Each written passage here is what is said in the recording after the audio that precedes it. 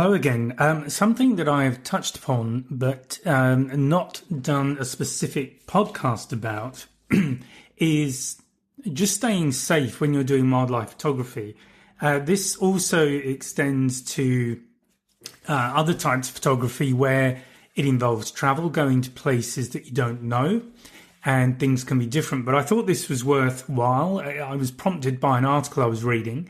And I thought actually there are some really good points here, and there are things that I have of my own to add. So I thought that would make hopefully a useful podcast. So I'll just jump through these things one by one and talk through them.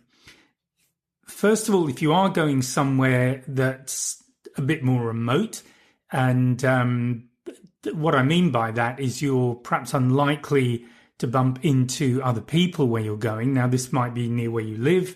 You may have places you can go that are a little bit more kind of like being in the wilderness near to you, or they may be places where you have to travel. This could be, again, local from home, or when you're somewhere completely different, overseas or in another part of the country. So a lot of this is common sense, but I think with some aspects, our reliance on technology can come back and bite us if we're not careful. So this is why I think some of these things are very useful to think about. So the obvious one, first of all, is just to let someone know where you're going. And obviously, if you don't show up, at least people have some idea of where to start looking for you. And there could be all sorts of reasons why you're late or you don't turn up at a particular time where you're supposed to, whether that's at home or meeting with other people somewhere. But do give them an idea of where you're planning to go. Now, excuse me, something that I find quite useful these days is a thing called 3 words. And if you haven't come across that, Google it. But it's basically a mapping system. But it's what they've done is basically map. I don't know if it's just the land or the whole planet, but basically the areas where you're likely to be. Those areas have been mapped into 1 meter square grid, and each square in the grid has its own 3-word identifier. So each one of these is unique, and it is a very, very good way of providing people with at least a starting point to go look for you if there are not obvious landmarks around. Obviously, if you're going to an address, then we would normally use the address. But the 3 words mapping system, if you haven't come across that, is very, very useful if you're out in the wilderness. Now, another thing to think about, given that we all do it. I do it on my phone. I use it in the car. But GPS is just brilliant these days, and things like Google Maps or whatever else you're using for just finding our way around. Even when we're off the beaten track, if you've got a good signal on your phone, you can use GPS, and there are external GPS receivers that you can connect into your phone or into your watch or whatever else you have that is designed to do that. So that's fantastic and very, very convenient. The downside is that it does rely on batteries. All of these things need to be recharged at some point. And if for whatever reason your technology fails, that you haven't got enough charge or you can't get a signal, then it's very easy to come unstuck a little bit. So here's where you might want to think about going old school a little bit and just having a paper map, a fold-out map of the area that you're going to, especially if you're off the beaten track, if you're again in more of a sort of wildernessy type place. It's definitely well worth it to have a paper map you can fall back on. Obviously, it does help if you know how to read a map, but assuming that you do, then that is a very useful backup plan to have. Something else, in fact, the point that this person made was that if you do get completely lost and you don't have a map, then there are other things you can do. And an obvious one is to look for a river and just follow it downstream, because the way people tend to operate, that's where we like to be. So again, it does very much depend where you are. But if it's somewhere that has towns around or villages somewhere, then the chances are if you follow one of these rivers downstream or even a stream downstream, you will come to houses and other people at some stage. So it's just something to think about. And perhaps these kind of things are worth just having to think about before you do go on this trip, whatever it is, to think about what are the contingencies, what's your contingency plan if your technology fails, for example, whether it's batteries, you drop gear in the river or whatever, or you just can't get a signal. What is plan B? So that's a very good thing to think about, and it can make the difference between getting back safely or having a really traumatic and difficult, possibly even fatal situation. So, again, with things to carry, so I'm going to talk about things to carry. One of them, and I say this because I'm thinking about it, that this person suggested, and this person had been to some pretty remote places, was to just have some ID on you, some form of ID that won't actually deteriorate, so that you can be identified. If the worst comes to the worst, at least at some point someone's able to identify you. So obviously it's not going to help you out too much, but for family, friends, anybody who would like to know what happened to you, then at least you can be identified. So hopefully it won't come to that, but these are all things to think about, and it does no harm, whether it's passport, driving license, one of those laminated things, they're all good. Okay, what else to carry? Well, one thing is to be prepared for changes in weather, and this is an important one because obviously weather certainly depends where you are, of course, but in some places weather can change very quickly, and you can start out, it's a nice sunny day, nice and warm, all that kind of thing, and then very quickly you can have storms come in, it can be absolutely tipping down with rain, and it becomes a very different sort of situation to be operating in. So a lightweight jacket weighs almost nothing. You can throw it in your backpack. So I definitely recommend having a backpack of some sort to carry things in. You might want to have water with you.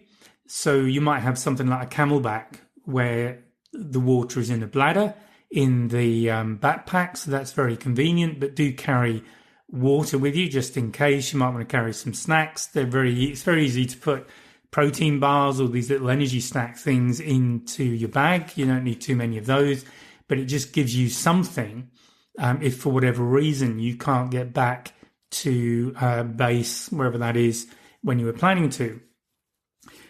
And also think about your camera gear because look, you want to have some sort of protection for it. And the thing I always recommend is a splash cover, so a spray cover. So I've got one of those for my gear. It's basically intended for a long lens. So I usually use a 400mm lens on my camera when I'm out. So this spray cover will cover that lens. Now, they're primarily designed if you're likely to be taking photographs from a boat or somewhere where there's a good chance you're going to get sprayed with water.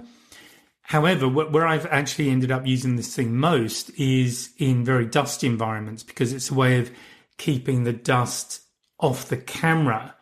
Obviously, the lens needs to be exposed, so I use the lens cap to protect the lens as much as possible, and I just keep that lens clean. But where it's really useful is it stops very fine dust getting into the camera electronics, which you definitely don't want because then that can cause you all sorts of problems. And by the same token, if you've got something like that, if you do get caught outside some distance from where you can get cover, you can at least not worry about your camera gear getting a good soaking. So again, things to think about. Other things to carry with you and perhaps to wear. So if you are out in a remote area, I would definitely recommend good quality hiking boots.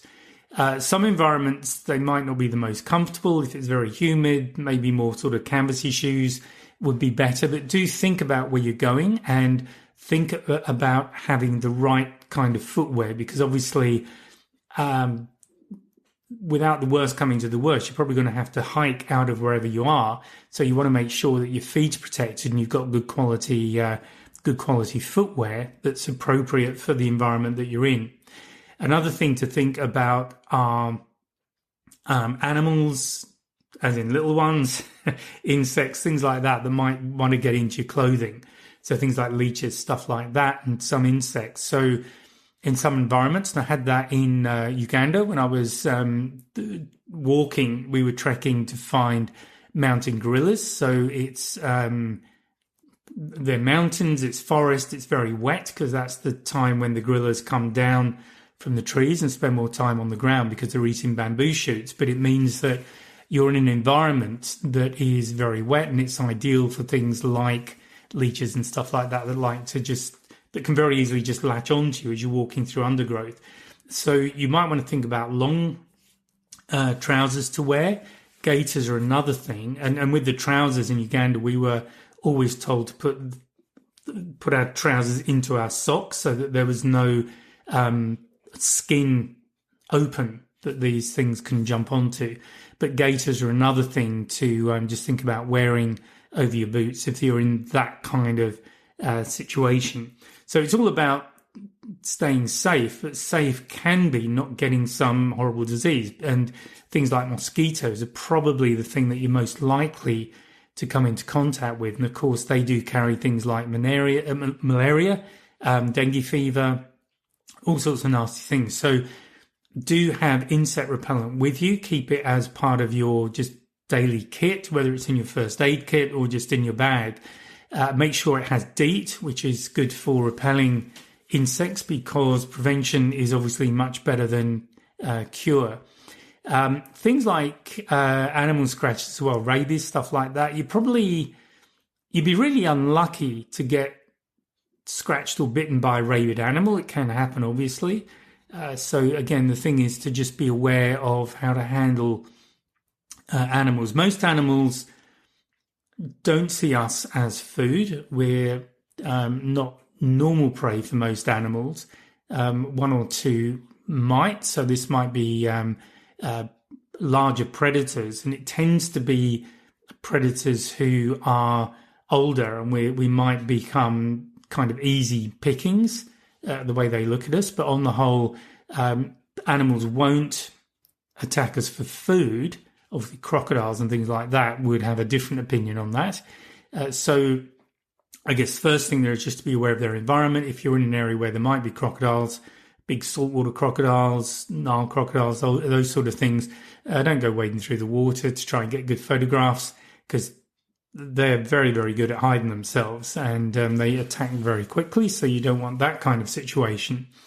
The reason that you might get attacked by an animal is more that you're seen as a threat. Now, a lot of animals will tend to move away.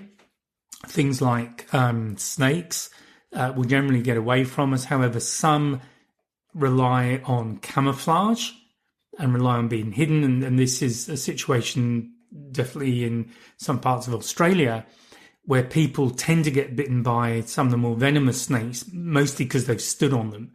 That will typically happen. And in fact, things like snake bites generally happen. It's generally a combination of bare feet and stepping on a snake in the dark, or getting close to one in the dark, and it's not happy. You just don't see them. So a lot of them do move around in the dark, and you just need to be very wary of that. So if they are in the area where you are, just be very careful about where you're walking, and do wear good footwear at least to give you some degree of protection from that kind of situation. Now, thinking about that, and particularly being in the dark, carrying a head torch is a really good idea, even if you're not expecting to need it. If for any reason you're delayed, if you're out again in a remote area and the sun starts going down. Now, if you're photographing sunrise and sunset, and the hours before sunset and after sunrise, they're the golden hours. They're really good times to photograph a lot of animals because that's when they'll often be feeding or be moving around. So it's a great time to get that shot. You've got great color in the lighting. You might be able to get a great sunrise or a great sunset. But obviously, you're going to be in the dark at some point. So do carry a head torch. Make sure you've got fresh batteries if you're going out somewhere. But they're very good. They're very useful to have. They just stick on your head, obviously, and then your hands are free. It's very easy to see what's going on. So I absolutely recommend that you have one of those at least in your backpack. And as with all of these things, if you are relying on batteries, make sure they're new batteries and that they're reasonably charged. Okay, so that's covered a lot of things. Other things to think about in terms of first aid kits. Do think about sticking plasters, disinfectant, compression bandages are good if you're in an area where there might be snakes. So if you get a snake bite, the thing to do is not to move around. Obviously, you want to get to safety as quickly as you can, but don't try and avoid running because most poisons are pumped through the lymphatic system, and that all works by walking and running. So the best treatment is to put a compression bandage over the size of the bite. So obviously you need to have a compression bandage there. Have a look at where you're going. I mean, there's all sorts of things I could suggest. First aid's a whole other subject. It's good to have some basic first aid training if you can. And also look at what is likely to be most useful where you're going, and just have a small first aid kit with you just to deal with anything, any sort of small things, or provide any immediate treatment should something untoward happen. Okay, one other thing you might want to think about carrying with you is a knife. Now, this comes on to another thing to think about, and that is what's legal where you're going. What are the local laws? But if you've got a knife of some sort, so a pen knife might be enough, but obviously knives can be quite useful in emergency situations. So maybe, cutting things, tying things, whatever you're doing. So a knife is definitely a useful bit of kit to be carrying with you. On the subject of local laws, again, do your research, look at what is acceptable and what isn't. So in many countries, photographing government buildings is not allowed, and you can get into all sorts of trouble if you're caught doing it. There might be other rules and regulations, so you just need to be aware, conscious of what they are. Now, a good thing if you are somewhere that isn't your home country, I always recommend that people get a good local guide. So they're likely to know the terrain, they're likely to know how to handle animal situations, they are likely to know the rules about where you can take photographs and where you can't. So a good guide is absolutely well worth the money in terms of having a good experience and staying safe while you are, wherever you are, taking photographs. Now, just on that, if you aren't somewhere that you don't know, just be a bit aware. If you're carrying a lot of camera gear, that can make you a target, not just in any country, really. There are always places where people will see that you're carrying a big camera, and that can immediately mark you out as somebody who they might want to steal that camera from. So if you do get into that kind of situation, the best thing to do is to let them take the gear. It's not worth your life, basically. Get insurance before you go so that if you do get into that situation, you can at least reclaim the money later. You might lose photographs, back up obviously as much as you can, but there's a danger you might lose everything. But, compare that against losing your life. It's just not worth it. So do be aware of your surroundings. Do be street aware of who is around you and what you're displaying. If you're in an area where you stand out as a tourist, then that can mark you out. I remember going to Miami and picking up a hire car and being told not to look at the map in the car. I mean, this is before GPS. But places like that, and there are many, many places in the world where people are on the lookout for tourists. So if you're in a very touristy place or where people are expecting tourists to go through, just be very, very aware of what's around you and what you're displaying. And look, it's always better to lose that gear and reclaim it rather than risk your life. So that's a key one. What else? I think they're probably the main things in terms of what to think about. Obviously, when you're going away, particularly if you're doing wildlife photography, you might well be just focused on the animals and the sort of situations that you might get in while you're with animals. I always recommend getting a good guide, as I've already spoken about, and just do some preparation. Just think about, what might happen weather-wise, what sort of things do you need to take with you if you do have a mishap, you get a scratch. I mean, it's easy to have a fall. It's very easy to slip up in a lot of places or have a small accident and cut yourself. So you need to make sure that you clean, put disinfectant in there. Obviously, the purpose of bleeding is to clean a wound, and then you have plasters or some sort of first aid so that you're covered. Because ultimately, you want to come back from that trip alive, with all the parts that you had on you when you left, come back as the fully assembled person, and can't come back with a really good experience under your belt. But the best way to do that is to just think a little bit about what could go wrong and take some steps so that you have a plan B should that particular situation arise. So that really is it in terms of safety. And I have spoken about safety before, but it's a bit more in passing. So I thought it was worth doing a podcast that looks specifically at a few things to think about. There may well be others. This is not intended to be an exhaustive list of things to think about. And if you are going somewhere overseas that you don't know, obviously, as I've said, go the reputable companies. You've got a guide to look after you. Also have a look on your government websites about the situation in that country. What are the government recommendations about travel there? Obviously, if they're telling you not to go, then don't go unless you have a really good reason. But you would need to be going knowing that the recommendation is that you don't. If there are travel advisories up, just be aware of them. Read through them and see what's being recommended and take the appropriate steps. Just another one that springs to mind, which is one that's often recommended to people in countries where someone may attack you and try and steal your money, is just to have a dummy wallet with you. Have another wallet with maybe an expired credit card, a little bit of cash, so that at first look, it looks like it's your actual wallet, and hopefully it's enough for someone to grab your wallet and then run and leave you alone.